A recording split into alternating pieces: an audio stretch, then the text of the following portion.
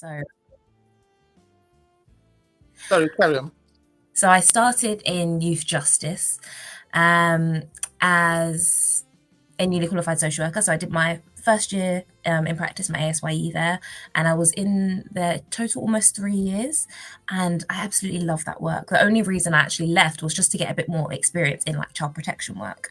So I then moved into child protection, which I did for almost a year. I almost made it to a year, like just over 11 months. Hmm. And that was honestly the most challenging role that I experienced, which actually triggered my passion for social worker well-being actually. I then moved from that role into social workers in schools, which I did for, oh, how long was I there for? Maybe about 18 months. I was based in 3 nursery schools and a primary school, so really early intervention support for families, which was, yeah, amazing. You could kind of really see the impacts that early intervention work has at such an early stage, like getting to be a social worker that's based in schools. Parents actually come to you for support before it needing to be a bigger issue and triggering like child and need child protection support. Yeah, and then I started in my role as a consultant social worker for a local authority, which I'm still currently doing in October 2023. So I've been there just over about a year and a bit, year and a half almost.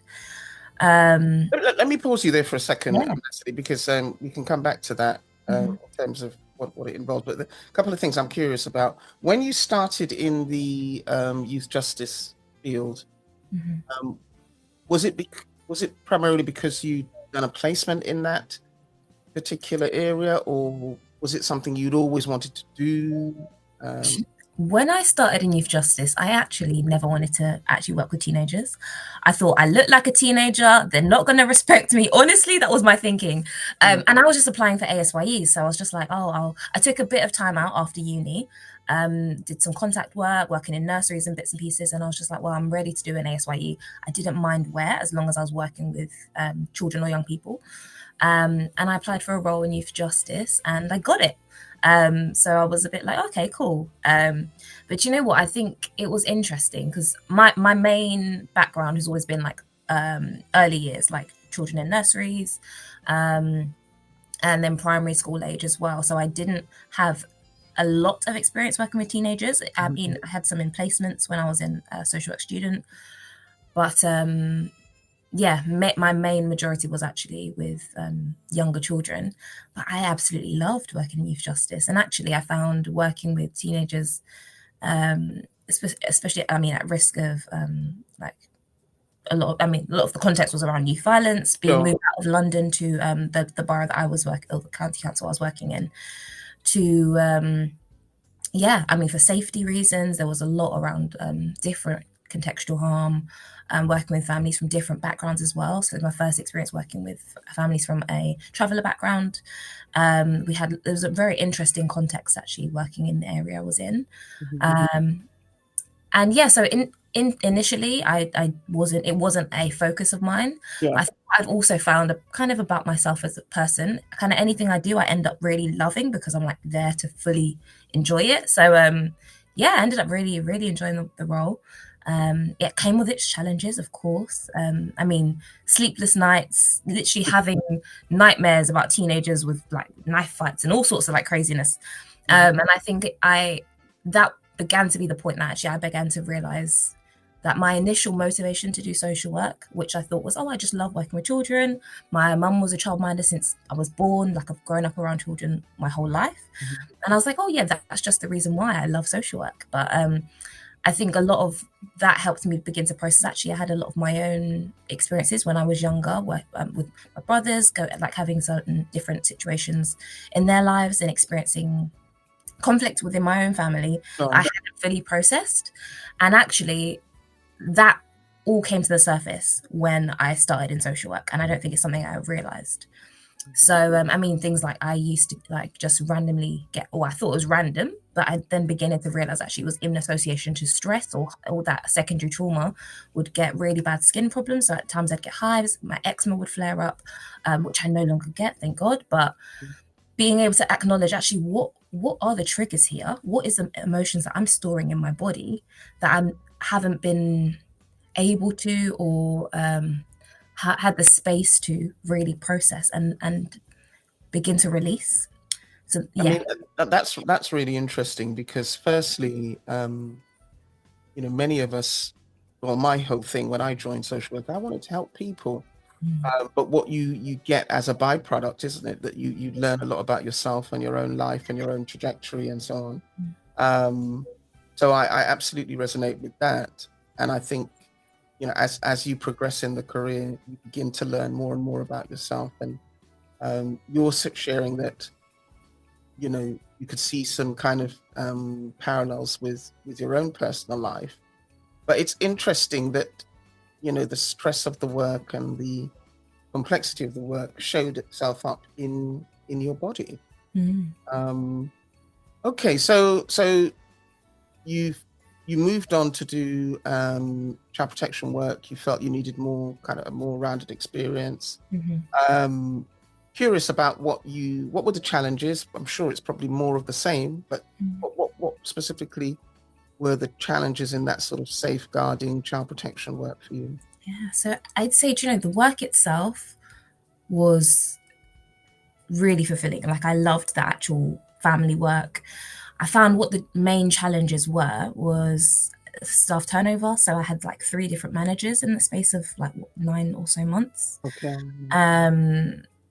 And I guess that sense of like not really feeling that sense of stability and safety. Mhm. And we talk about a lot about like emotional safety, psychological safety. And I think that's something that I just didn't have at the time. Yeah.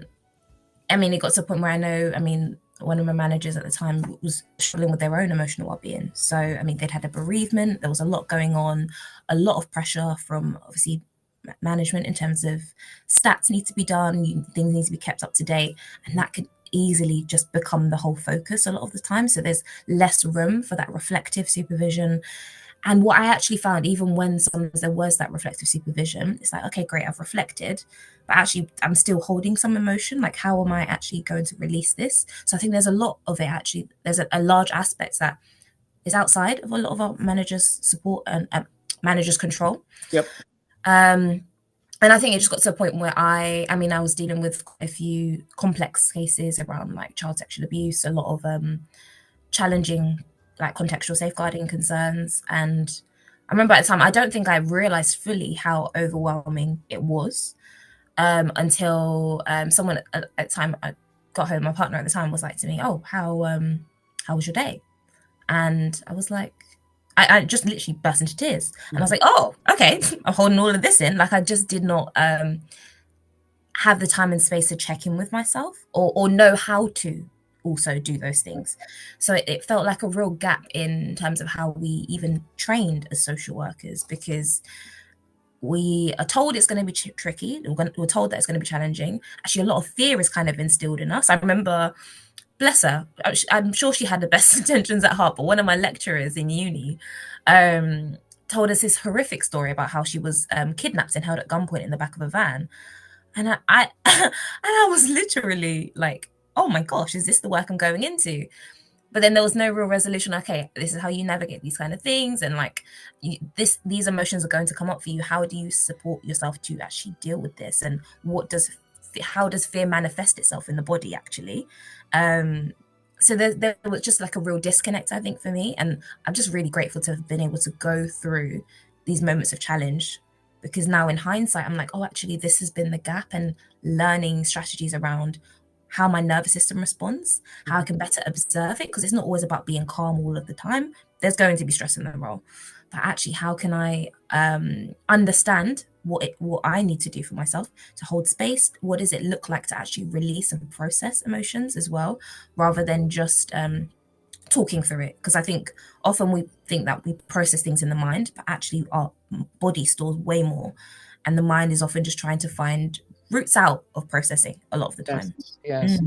There's that adage about the body holds the score, doesn't it? Absolutely, yeah. Which is something we've been talking a lot about in another space. Mm. But one of the things I was thinking as you was sharing about your lecturer, she obviously hasn't had a space to process Mm.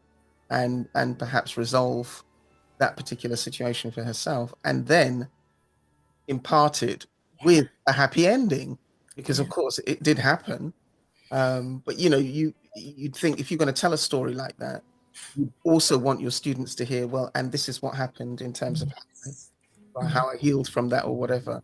But it probably still hasn't quite happened in a way that, that's, yeah, good grief. Yeah, and I Okay. think the intentions can be the best at times. I think there is an element of actually needing to understand, especially as a student, the Yeah. challenges you Yeah. can come up against. Mm-hmm. But I think what I know, especially now, I mean, I'm blessed to be able to support social work students as well, realizing for them, like, okay, you need to understand it's going to be difficult, but actually these are things you can do to manage, and actually there are spaces you can talk through things. So highlighting both, and it's not just a difficult role and you just have to put up with it. That's not what Right. resilience is. That's Yeah. right. Yeah. That's right. So okay, so let's move a little further on, because no doubt we'll come back to that whole thing around healing and how you process and so on. So you do some work in child protection, and then you move into what you're currently doing in your day job. Is this, or did you do something else between that and what you're currently doing? Is this where you moved on to? So from child protection, went to social workers in schools, and then Oh, then yes, you did say. yeah, So, yeah, yeah, social work in school and early intervention and so on. Yeah. yeah. Okay. And I mean, I think more or less said what the benefits of working in that area are. And I think we can see, in terms of what's happening currently in some spaces, they are trying to bring us back to the value of early intervention, even though sometimes I don't think enough investment's made there. But that's a whole other show. What are you currently doing in your current daytime role? Yes, so my current daytime role, I work as a consultant social worker, alongside acting professional development manager. So majority of my role is supporting and assessing newly qualified social workers, and then overseeing like practice educators, student social workers as well. So yeah, quite a vast role around support training, and then quite a lot of the aspects of my role as well is supporting in like wider training for the rest of the service. And yeah, heavy focus on well-being, because that's just like, I can't help it. I go into any space and I'm like, we have to focus on well-being. So that's been a really big part of the role, as well, which I'm really grateful for, being able to build or understand what it looks like to build organizational resilience and well-being. So delivering training sessions to teams, supporting conversations with team managers as well around how they can best look after themselves and best build like a sense of that psychological safety within a team context that can often be really challenging. What's been the sort of appetite for that? Because I know that we're not terribly good at looking after ourselves, or even prioritizing self-care. And I think it's something perhaps to do with some of the values that we hold in this profession. But what's been your observations of the take up? Are people open, or are they more open than they used to be? What's your observation? Yeah, I think it is a journey, because I think it's a big mindset shift. Yeah. I think the thing that I noticed, I mean, it's a lot easier to do so with students and newly qualified social workers who are just going into the role, so they get to kind of start as they mean to go on. Yes. But I think it's really rewriting kind of the script for managers, who have already, or social workers who've been in the role for years and years, because they're just like, well, this is just the work. So often when I'll offer a wellbeing session, or like to talk about like, okay, yeah, let's hold space for this, book me into a team meeting. I think that it just quickly it'll slip off their radar, or they'll forget, and things that get invited. So it's just that continually having to remind people about the importance of this, because I think what people struggle to realize or remember is that focusing on their well-being makes them better practitioners. Like, it is a safeguarding concern. I don't think people fully acknowledge The that connection. sometimes. Yeah. Yeah, because we often just focus on what's right in front of us. So actually, if we just sat up at laptops all day, and we're not out in the field necessarily, or we are just go all the time, and not having that space to reflect and slow down, we forget that actually slowing down helps us to be more creative. It literally switches that front part of our brain back on. So that is that state of psychological safety, social engagement. that allows us to be more creative, work together in partnership, be more collaborative, and come up with better solutions. It's a journey to move from being reactive to that. So Yes. yeah. Yeah. And I, you know, I'm obviously, I was a practitioner. I was in the past prior to sort of becoming more involved in education, but I vividly remember how challenging it was to slow down, to not necessarily just react to a lot of what's in front of you. And I'm sure in the course of your work around well-being and so on, you hear that all the time, that people just feel they don't have capacity to slow down. But do you think that what's your response to that? Because, you know, we know intellectually that it's a useful thing to do, but when you're confronted with folk, you know, practitioners or managers and so on, who talk in those terms, how do you get them to kind of focus on themselves? Well, I think it's that reminding people that if you don't make time for your wellness, you'll have to make time for your illness. So when you're realizing actually the longer you just keep going, like you're some sort of train that just never runs out of steam, Yeah. you will end up crashing and burning. And so it's beginning to get back to the point, because what I notice as well, and I think it's many humans, majority of humans tend to have a I guess an underlying narrative in some way, shape or form of either never being good enough or never having enough. And the reasons why we struggle to then slow down don't come from the fact that we don't have the time, but it can come from the space of like feeling like I don't have enough time is very different from not having the time. Because like a lot of the strategies I talk about, so I talk like through my framework of self-regulation, building the awareness of your nervous system, how we transition from that states of fear into like more courage, and building that sense of our resilience, and then checking in with our expectations of ourselves. When we look at that state of self-regulation, these are things that you can and should be doing outside of work to help your nervous system functioning on a day-to-day. And then when you're in the work, it's just like you begin to build space. It's like it's you're no longer running on that treadmill constantly. Yeah. And so I think people think, oh well, I just have I don't have time to do these things. But actually, one, doing these things helps you to create more time, because when your mind is busy, you think you're being productive, but actually you're just busy and not able to really prioritize tasks. Yeah, it helps to really just switch from that state of busyness, doing all the time, to being able to take a step back and look at, okay, what are the things that I need to prioritize? What things are actually urgent? Because not everything's urgent all of the time. And actually, what things can I do to actually just increase my sense of internal safety? It's never really the things outside of us. So how can I build my sense of, okay, I've got this, regardless of all the things that need to get done, I'm safe and I've got this. Because all that's happening, our nervous system's constantly scanning for whether I'm safe or unsafe. That's its Fight job. or flight. Yeah. It's to keep you safe. We'll find ourselves constantly in that state, exactly, of fight, flight, freeze, and fawn, where we're either fawning, saying yes to everything, overcommitting, struggling to set clear boundaries because like I've just got to get all of this done. But actually, the more we take a step back and be like, actually, what is my role here? How can I effectively communicate what I can and cannot do? And actually, how do I just continue to check in with where I'm at? It's not always even about switching into that state of calm, but just observing, okay, where am I at? What are the things that are triggering? What's coming up for me in these moments? And it creates more space. Yeah, and I mean, I'm even thinking as you're speaking there that you know, would it take a lot of time to sort of step back and just for a minute slow down, or 5 minutes slow down?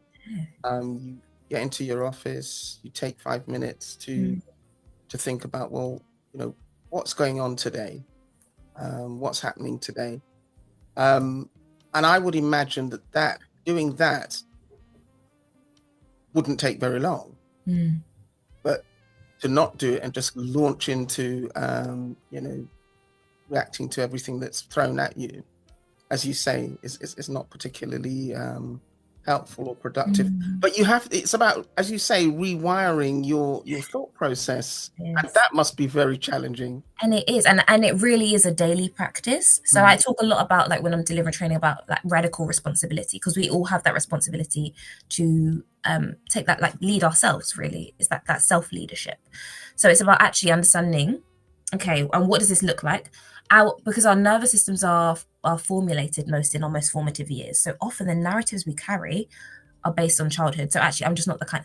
I've worked with clients who said, I'm not the kind of person that exercises, or I just don't eat healthy, or I just, like, those kind of narratives are not based on true reality. They're just based on the story that we've been living in our minds. And it's like, if we're constantly playing this movie, constantly looking at this movie, that's what we truly believe of the world. But that's not true. So we get to just realize, oh, actually, I can look away from this movie and I can begin to look at a new one. Yes. And our natural response in the brain, I mean, especially when things are hardwired over several years, we're going to continue to snap back to that old movie. So it's just continuing to remind ourselves, oh no, this is the movie I'm looking at. Holding that with a sense of grace for yourself, knowing that it's not about being perfect and suddenly changing overnight, but actually it's a journey of building that sense of a new story for yourself, really and truly. And the reason why that's then so important is actually we want to support children and families, parents ultimately, to be able to do this effectively, to change the narratives ultimately that they have. When we're looking at creating a child in need plan, a child protection plan, we're setting big goals for them to be able to achieve, to make sure their children are safe. They don't know themselves as those people yet. So we're going to say, oh yeah, do all of these things. And ultimately we can set people up to fail. We can do the same things for ourselves as well. Yep. And it's remembering, okay, if we're expecting big change from parents that we're working with, from families, from service users, we have to be able to effectively do so for ourselves, because otherwise it can be hypocritical. We expect to improve well-being of others, but actually we can't pour from an empty cup. So actually, how am I filling myself up? How am I able to support others and pour from that overflow? Because I want to be able to sustain myself in this career as well. We see so many social workers who are new into the profession leaving after 2-3 years. No one does a 3-year degree to just leave the profession.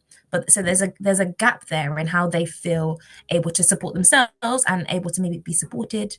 The challenges of the reality of the role, because it's heavy, but actually no one trains us really how to carry that weight. And that comes from just being able to expand our nervous system's window of tolerance over time.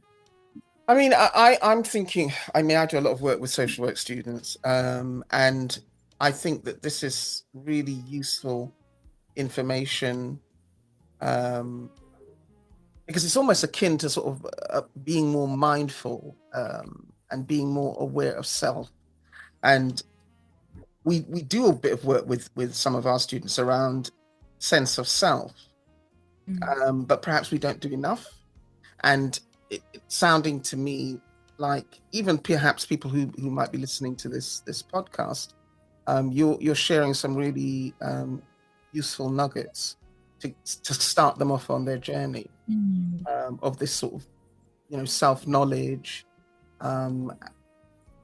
sort of termed it as self-regulation, but all that whole thing around how we manage ourselves. Perhaps manage is a bit of the wrong word, but this is what I'm beginning to think about, because quite often social work, and we're talking about social work, but this could be transferred to lots of other professions too. But anyway, social work, we're talking about social work, and people get all the practical bits of it straight, all the bureaucratic bits of it straight. They know what they have to do procedurally and so on. But what you're talking about is something that's also equally as important.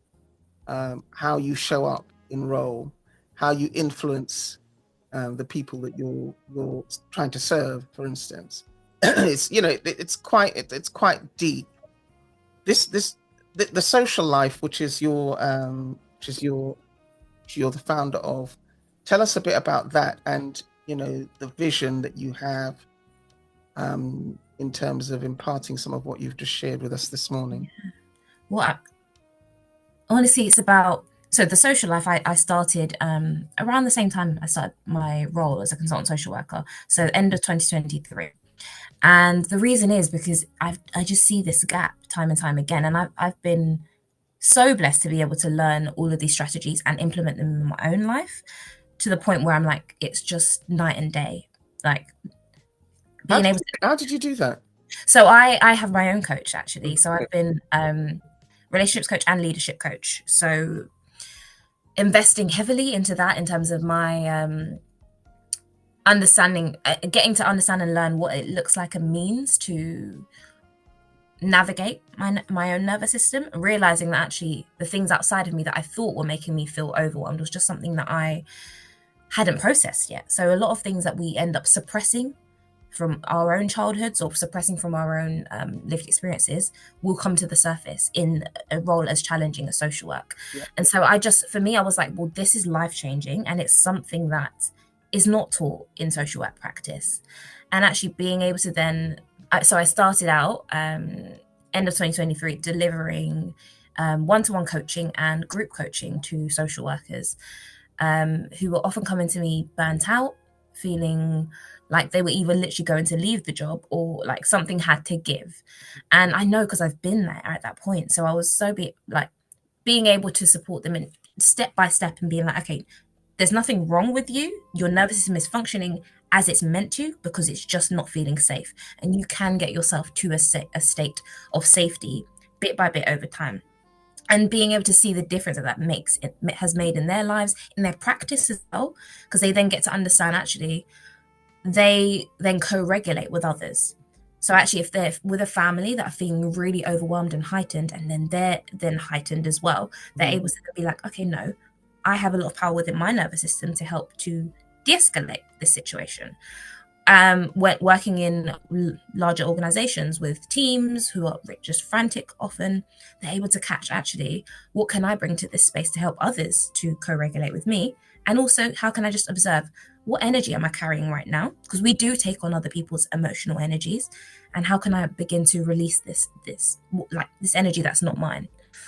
So being able to deliver those kind of coaching sessions, I've then began delivering it more wider. So delivering training to local authorities, and I now offer wellbeing consultations as well. So delivering packages of training, because what I found is often people can attend one session of training and be like, oh yeah, that's all great and good and well, go out and do bits and pieces and make certain changes for themselves, but actually either fall back into the old patterns again, because often it's like rewiring the brain to think and be a different person, basically. And so it's struggling with that gap, and then realizing that there's different layers to it. So it'll be slightly different for managers, for example. It'll be slightly different for social workers. How do we support managers to create a team that is a bit more of a secure base?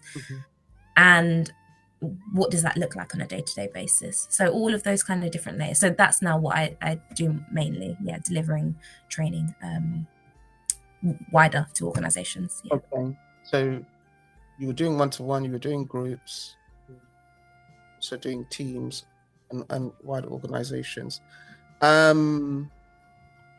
What sort of challenges have you come up against? Because some of the time, as we were saying earlier,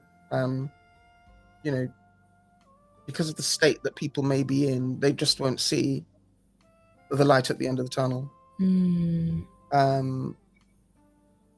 Again, I'm going to ask, is there an appetite for what you're sharing to wider teams, to leaders, to organizations, or are you still feeling as though you have to convince them that this is important work, because if we don't do this, we're not going to have a very stable workforce, if you like? Honestly, once I have the conversation, I think it's kind of like a light bulb moment, because these are things that it's not complex, right? Not to this extent that it's like completely out of this world. It's about realizing, oh, actually, there are simple strategies, but there's a gap in terms of how we're able to get these things done. So I think often, because there's just so many competing pressures for senior managers in like supporting social workers, they have their stats that they need to keep up with, their KPIs. They have a whole bunch of different pressures, financially, funding wise, lots of different things that then mean that they're not always in the capacity to think about actually how does the well-being support with your recruitment, retention of staff as well. How does that support with overall outcomes for the children and families that you're working with? So it's like it's just, again, not having that space to even think about these things a lot of the time. So once I am able to have these conversations, I'm like, oh yeah, so yeah. So I think it is, it allows them to create a bit more of that time and space, and realizing the impact then that this training helps them, to their workers and managers, social workers, to then step into those spaces where they're able to have more of that awareness, build that into their work days, as well as build it into their everyday lives.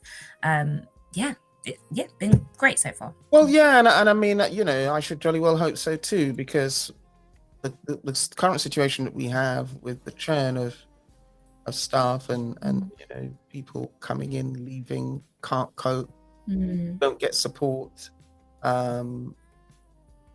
it's not something that's sustainable, you know, in the longer term. So I should jolly well hope that they're receptive to what you're sharing. Natalie, I know you also you do other things where you do some public speaking, you're part of panels and so on stages and so on. Tell us a bit about that and how impactful that is, because I mean that's a different kind of way of also conveying your message. How is that? Yeah, so I've been able to become a speaker in a few different events. So I did Community Care Live at the end of last year, which was amazing. Did a keynote speech in Essex at the middle of last year. So it's been an adjustment actually, and I think when checking in with my own nervous system, that's been an interesting moment of growth for sure, because moving from delivering training online mostly and sometimes in person in smaller groups to standing in front of like 300 people is a big jump. Just a big one, just a little one. Just a slight one, yeah. But I mean, I get to put those practices for myself into place in terms of like breathing, making sure that I'm in the best state possible. So that's been a great learning curve for me, but also then being able to see the impact that it has on a wider scale, empowering social workers to empower themselves. I think because I think what I find is so easy for us to fall into the habits of complaining about the challenges, because it has a lot of challenges. It comes with, I mean, the financial constraints, the lack of resources for families, so many competing pressures, the secondary trauma and the vicarious trauma that we then experience, all of those different things. Yeah. But helping people to see that actually, okay, those things are true, but also how can I take a step back out of it? And actually, what can I do for myself to better navigate these things, knowing that they're not the whole of my reality? So I absolutely love it. And I think it's been really great. I'm delivering a few different keynotes this year as well, so I'm really excited for that. I'll be on a panel for a panel called Social Work and Beyond. Yes, I've seen that. I've seen yes, the advertising for that. yeah, so that's going to be really awesome. That's with Peter Baturo. So he is a social worker and entrepreneur. So he started his own business a few years ago. He's written a book, and on that panel there's going to be lots of really fantastic social workers. The chief social worker for the Department for Education is going to be there, alongside lots of different experienced social workers. So I'm really grateful to be there as a I guess a voice for social work and entrepreneurial expansion, really. So looking forward to it. Good. And I mean, I know you're quite active on LinkedIn, where you continue to sort of convey your messages. Do you want to say anything more about that? Yeah, follow me, DM me on LinkedIn. Basically, I'm the reason why I'm so passionate on LinkedIn and consistently sharing the message is because it's just so important.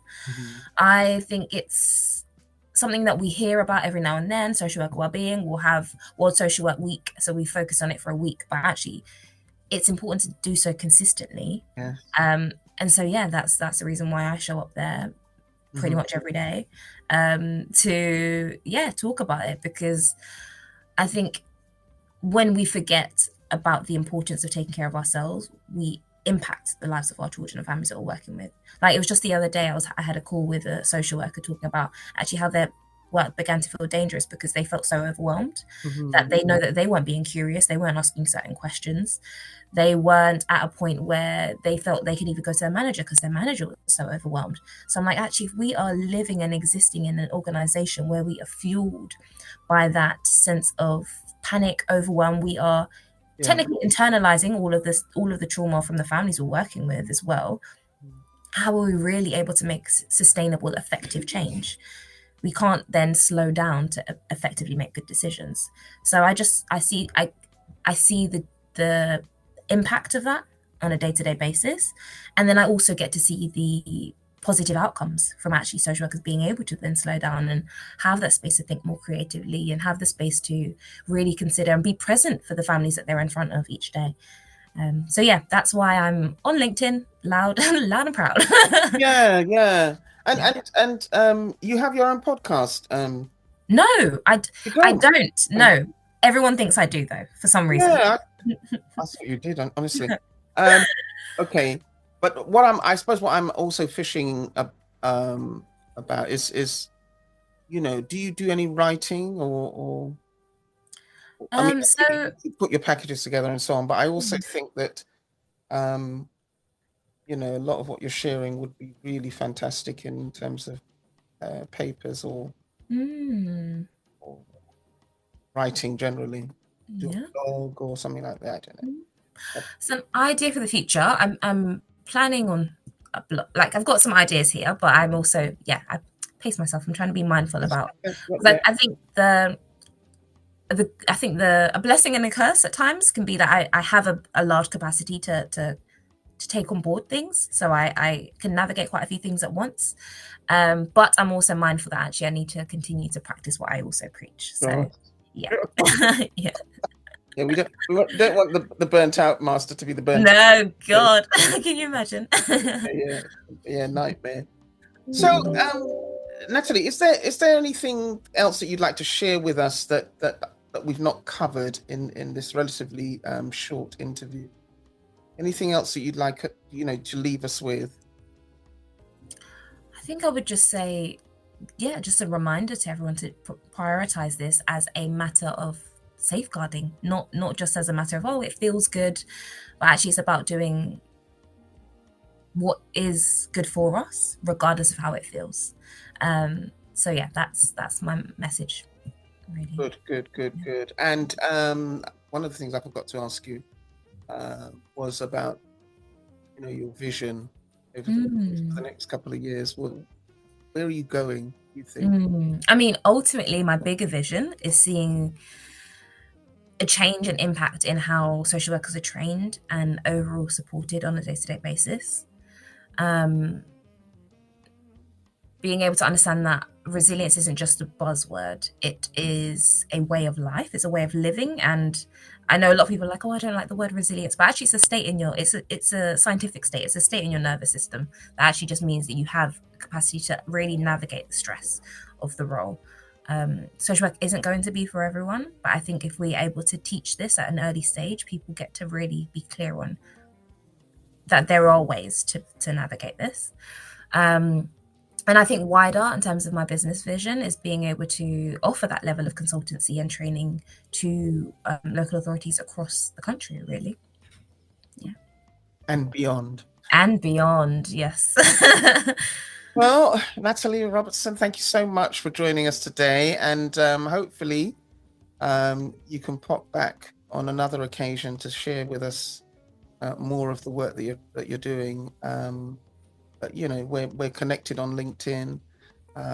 If you have any events that are coming up and so on, do share it with us, and then we can kind of share it with the audience. But yeah, thanks a lot. Thank you, Sylvia.